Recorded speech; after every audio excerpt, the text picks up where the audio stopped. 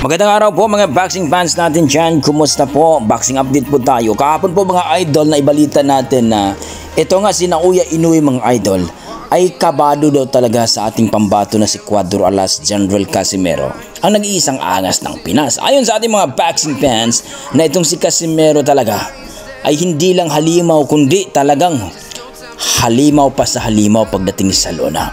Kaya daw itong si Naoya Inoue at ang kampo niya halatang halata daw talaga na kabado at takot daw ito na matalo sa nag-iisang angas ng Pinas. Na kumbaga mga idol, kung titingnan po natin, itong si Casimero ay nilapan niya ang isang Hapon na si Kinya Yamashita nung nakaraan mga idol. At tinalo din niya Baya Kyo itong si Ryo Akahu mga idol. Grabe ang ginawa ni Casimero kay Ryo Akahu mga idol. Kung baga natamaan dito sa panga ay talagang tumagos sa patok. At ayon sa ating mga boxing fans, yung pag-akyat ni Casimero sa Super Bantamweight Division mga idol or 122 ay napasabak dito kay Ryo Akahu na rank number 8 sa WBO. Pero kinain ng buhay ni Casimero. Walang nagawa ang Hapon na sinasabi nila naka-sparring ito ni Cham Nonito Donaire, ang ating 4 Division World Champion. Kaya marami nagsasabi mga idol, kung si Casimero talaga makalaban ni Naoya Inoue, dahil itong si Naoya Inoue mga idol, marami na rin tinalo ng mga Pinoy, Dasmariñas, Tampales, sino pa ba mga idol. Kaya bagay daw talaga na maglaban itong si Casimero at Naoya Inoue. Pero ayon sa ating mga boxing fans, mangyayari lamang yan kung wala na talagang ligtas itong si Naoya Inoue.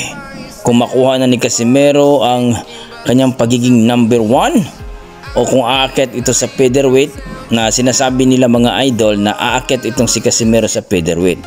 Kung makakuha ng spot itong si Casimero sa featherweight at magiging kampiyon dyan, wala nang ligtas itong si Naoya Inoue unless kung hindi siya aakyat ng featherweight division. Kung tutusin mga idol, wala nang patunayan si Naoya Inoue sa Super Bantamweight dahil naging undisputed na ito. Kung tutusin mga idol, pwede na siya umakyat ng featherweight division. Pero dahil daw sa takot na baka daw ay masilat dito sa featherweight division. Tandaan natin mga idol na itong si Casimero ay lumaban na ito sa featherweight division of 126 pounds mga idol kay Jose Pitts at tinalo Baya TKO ang naturang kalaban ni Casimero. Kaya eto si Casimero sanay na lumaban sa malaki o 126. Kaya mga idol, maraming nagsasabi o nagbabalita na aakyat na itong si Casimero sa featherweight, mas maigi daw.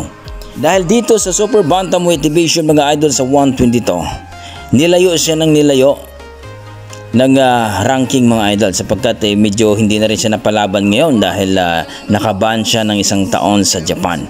Kaya good news mga idol dahil mayroon na siyang promoter at sabi nga nila na bumalik na uli siya sa punyang promoter na si Masayuki Ito.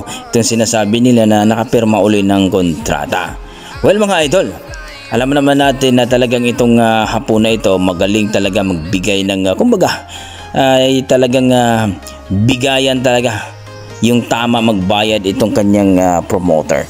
So ang tanong lang dito mga idol, kaya ba talaga ng kanyang promoter ngayon na mapalaban itong si Casimero dito o dito sa featherweight division na makakuha ng laban for championship bout?